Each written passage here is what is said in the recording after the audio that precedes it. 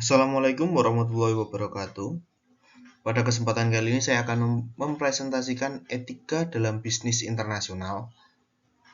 Sebelumnya memperkenalkan diri terlebih dahulu, nama saya Wahyuning Satrio Aji Saputra, NPM 2101010038, Prodi Manajemen S1 Paralel. Pada kesempatan kali ini, materi etika dalam bisnis internasional ada 5 topik yang akan saya bahas. Yang pertama ada etika bisnis internasional, kemudian yang kedua adalah peran etika bisnis internasional, yang ketiga yaitu masalah dumping dalam bisnis internasional, yang keempat aturan internasional KMN, kemudian yang kelima etika versus dengan profit. Definisi etika bisnis internasional yaitu etika bisnis internasional adalah prinsip-prinsip dalam dunia internasional yang mengatur tata cara tindakan seluruh anggota organisasi bisnis antar negara. Menjalankan bisnis internasional harus diikuti dengan etika bisnis yang baik, karena setiap negara memiliki budaya, hukum, norma, dan aturan yang berlaku pada negara tersebut. Setiap negara mempunyai aturan yang berbeda-beda. Peran etika bisnis internasional. Dilihat dari perspektif makro, etika bisnis internasional penting bagi perusahaan multinasional untuk menghindari konflik dengan karyawan akibat perbedaan budaya, mengurangi kecurangan-kecurangan yang dilakukan oleh pihak perusahaan asing, menghindari eksploitasi berlebihan oleh pihak perusahaan, dan melindungi norma yang disepakati oleh kedua belah pihak. Norma-norma moral yang umum terjadi pada taraf internasional itu ada 3. Yang pertama itu menyesuaikan diri, kedua regiosme moral, ketiga imoralisme naif. Yang pertama menyesuaikan diri itu adalah bisnis harus menyesuaikan diri dengan norma-norma yang berlaku di tempat bisnis beroperasi. Kebenaran yang terkandung dalam pandangan ini berlaku di seluruh dunia. Yang kedua regiosme moral yaitu mempertahankan kemurnian etika yang sama seperti di negerinya sendiri, menyesuaikan diri dengan norma etis di tempat lain, namun masih mempertahankan norma aslinya yang dirasa baik. Yang ketiga adalah imoralisme naif, hanya memenuhi ketentuan-ketentuan hukum yang berlaku secara internasional, tidak terlalu memperhatikan norma negara lain. Pada dasarnya, peran etika bisnis dalam aktivitas ekonomi tidak hanya bertujuan untuk mendapatkan keuntungan yang besar, namun juga dapat memberikan hidup yang lebih baik di lingkungan bisnis tersebut. Para pelaku etika bisnis akan memberikan pelayanan dan bertanggung jawab terhadap masyarakat yang ada di sekitar lingkungan perusahaan, baik secara eksternal maupun internal. Etika bisnis adalah perilaku pengusaha dalam menjalankan kegiatan bisnis. Secara keseluruhan, etika bisnis ini dapat menciptakan lingkungan kerja yang baik yang tidak menimbulkan konflik bagi pengusaha dan bisnis yang dijalankannya. Tentunya dalam sebuah perusahaan terdapat banyak karyawan dengan budaya dan kebiasaan yang berbeda-beda. Seringkali cenderung menimbulkan konflik dalam sebuah tim. Jika perusahaan tidak menerapkan etika bisnis, tentu akan menjadi masalah di dalam perusahaan. Masalah dumping dalam bisnis internasional. Dumping artinya menjual sebuah produk dalam kuantitas besar di suatu negara lain dengan harga di bawah harga pasar dan ada yang di bawah biaya produksi, sehingga dapat merugikan produsen lokal. Ada beberapa motif dumping antara lain yang pertama itu penjual mempunyai persediaan terlalu besar sehingga memutuskan untuk menjual produk bersangkutan di bawah harga saja. Yang kedua adalah motif berusaha untuk merebut monopoli dengan membanting harga. Dumping produk tidak etis karena melanggar etika pasar bebas.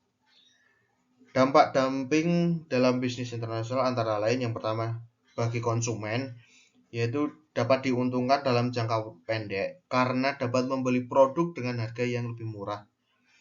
Kemudian dampak bagi produsen yaitu produsen akan menderita kerugian karena tidak sanggup menawarkan produk dengan harga semurah itu. Aturan internasional KMN. KMN itu adalah korporasi multinasional. Terdapat 10 aturan internasional yang mengatur keberlangsungan korporasi multinasional, biasa disingkat dengan KMN. Yang pertama itu adalah korporasi multinasional tidak boleh dengan sengaja mengakibatkan kerugian secara langsung. Kedua, korporasi multinasional harus menghasilkan lebih banyak manfaat daripada kerugian bagi negara di mana bisnis beroperasi. Yang ketiga, dengan kegiatannya, korporasi multinasional itu harus memberi kontribusi kepada pembangunan negara di mana perusahaan itu beroperasi. Yang keempat, korporasi multinasional harus menghormati hak asasi manusia dari semua karyawannya. Yang kelima, sejauh kebudayaan setempat tidak melanggar norma-norma etis, korporasi multinasional harus menghormati kebudayaan lokal itu dan bekerja sama dengannya, bukan menentangnya. Yang keenam, korporasi multinasional harus membayar pajak yang fair yang berlaku dalam negara tersebut. Yang ketujuh, korporasi multinasional harus bekerja sama dengan pemerintah setempat dalam mengembangkan dan menegakkan background institusional yang tepat. Yang kedelapan adalah negara yang memiliki banyak mayoritas saham sebuah perusahaan harus bertanggung jawab secara moral atas kegiatan dan kegagalan perusahaan tersebut. Yang kesembilan, jika suatu korporasi multinasional membangun pabrik yang berisiko tinggi, ia wajib supaya pabrik itu aman dan dapat dioperasikan dengan aman. Yang kesepuluh, dalam mengalihkan teknologi berisiko tinggi kepada negara berkembang, korporasi multinasional wajib merancang kembali sebuah teknologi sedemikian rupa sehingga dapat dipakai dengan aman dalam negara baru yang belum berpengalaman dalam teknologi tersebut. Selanjutnya, whistleblowing. Dalam lingkungan perusahaan juga dikenal salah satu tindakan yang berkaitan dengan pelaksanaan etika bisnis, yaitu whistleblowing. Whistleblowing merupakan sebuah tindakan yang dilakukan oleh perorangan untuk memberitahukan informasi tertentu kepada pihak masyarakat ataupun pihak yang berwenang untuk melakukan tindakan terhadap pelanggaran-pelanggaran yang telah dilakukan oleh perusahaan terkait. Pada dasarnya, whistleblowing melakukan tindakan yang bertujuan untuk menghentikan atau meluruskan kembali arah dan tujuan perusahaan tempatnya bekerja. Perorangan ini berpendapat bahwa tindakan atau kegiatan yang dilakukan perusahaannya sudah melampaui batas-batas etika dan tujuan dari perusahaan sudah melenceng dari yang sebelumnya. Mengabaikan sejumlah peraturan-peraturan yang telah ditentukan oleh pihak berwenang, dan juga mengabaikan keselamatan karyawan atau masyarakat sekitar menjadi dasar munculnya tindakan whistleblowing. Whistleblowing ada dua, bisa terjadi di lingkungan internal dan dapat terjadi di lingkungan eksternal. Whistleblowing terjadi di lingkungan internal. Ada kasus whistleblowing sering terjadi ketika perusahaan sudah mulai mengabaikan keselamatan para karyawannya hanya untuk menekan biaya produksi. Pada umumnya, tindakan ini dilakukan oleh perorangan yang merasa bahwa apa yang dilakukan oleh perusahaan sudah tidak sesuai dengan standar keselamatan pekerja, dan juga hal tersebut dibiarkan berlarut-larut oleh perusahaan dan bahkan terburuknya sampai jatuh korban. Contoh kasus dalam lingkungan internal yaitu dalam perusahaan industri kimia, pengolahan proses produksi selalu berkaitan dengan bahan kimia yang berbahaya. Standar pekerja berada dalam ruangan tertentu yang bersentuhan langsung dengan produk kimia berbahaya adalah 4 sampai dengan 6 jam dalam ruangan. Setelah kurun waktu tersebut, pihak perusahaan harus melakukan pergantian jam kerja dengan karyawan lain. Munculnya biaya yang lebih besar karena penggantian jam kerja tersebut membuat perusahaan enggan melakukannya, bahkan memaksa karyawan untuk tetap bekerja secara terus-menerus tanpa pergantian. Kemudian di lingkungan eksternal, terkait dengan hasil buangan industri, baik itu berupa limbah cair yang dibuang ke lingkungan sekitar atau berupa polusi udara yang dihasilkan oleh perusahaan terkait. Whistleblower melihat situasi di mana tindakan yang dilakukan oleh perusahaan dalam mengolah hasil buangan industri tidak sesuai dengan yang telah diatur oleh regulasi pihak berwenang. Tindakan ini bahkan sudah menimbulkan dampak yang sangat berbahaya bagi lingkungan. Misalnya contoh pencemaran sumber air, polusi udara yang sampai tingkat yang membahayakan lingkungan dan masyarakat sekitar. Menurut tim Barnett pada 1992, kebijakan minimum yang harus terpenuhi dalam tindakan whistleblowing, yang pertama ada pernyataan yang jelas bahwa karyawan yang mengetahui kemungkinan kesalahan dalam organisasi memiliki tanggung jawab untuk mengungkapkan informasi tersebut kepada pihak-pihak yang sesuai di dalam organisasi. Yang kedua, penunjukan individu atau kelompok tertentu di luar rantai komando organisasi sebagai penerima keluhan.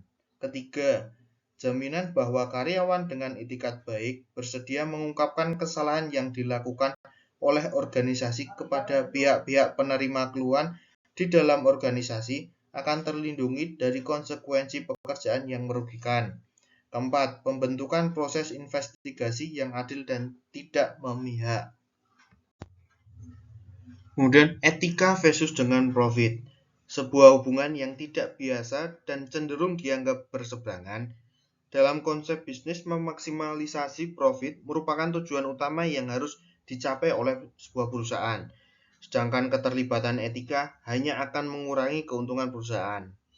Pandangan ini tentu berlaku bagi perusahaan-perusahaan yang hanya memikirkan profit sebagai target utama mereka. Dan kebanyakan perusahaan yang menggunakan cara-cara tidak etis dalam jangka panjang akan mengalami kerugian bahkan sampai kepada arah kebangkrutan. Perusahaan harus mulai mengurangi kebiasaan yang hanya fokus pada mencari keuntungan semaksimal mungkin dalam laporan keuangannya. Barack Obama pernah menyampaikan dalam sesi pidatonya dengan para petinggi perusahaan di Amerika, yaitu, sebagai seorang direktur utama dalam perusahaan, kita harus mulai berhenti mengajukan pertanyaan-pertanyaan seperti, apakah ini menguntungkan kita, atau apakah ini akan menambah bonus untuk kita? Tetapi mulailah bertanya, apakah tindakan ini benar? Hal ini tentunya tidak menjadi pandangan umum bahwa para pelaku bisnis selalu berusaha memaksimalkan keuntungan yang ada. Dan etika menjadi hal yang dianggap tidak sejalan dengan konsep keuntungan. Sehingga etika seperti menjadi barang mahal dalam dunia bisnis. Beberapa contoh kegiatan bisnis yang dilakukan oleh perusahaan yang hanya mengutamakan keuntungan. Menggunakan tenaga kerja di bawah umur tidak sesuai dengan Undang-Undang Dasar. Diskriminasi tenaga kerja, tidak menjamin keselamatan kerja, upah di bawah ketentuan, kelayakan tempat kerja, dan lain sebagainya. Tidak hanya pihak perusahaan, pihak karyawan pun sering melakukan tindakan tidak etis yang dapat merugikan perusahaan. Contoh kegiatan yang tidak etis karyawan yang dapat merugikan perusahaan, yang pertama menggunakan fasilitator kantor untuk keperluan pribadi, memalsukan angka pada sebuah transaksi, markup harga, kemudian memalsukan kualitas barang dengan yang seharusnya, dan transaksi gelap dengan vendor perusahaan. Cukup sekian presentasi yang dapat saya sampaikan. Apabila ada kekurangan atau kesalahan kata, mohon untuk dimaafkan. Terima kasih. Apabila ada saran dan kritik, dipersilakan. Terima kasih.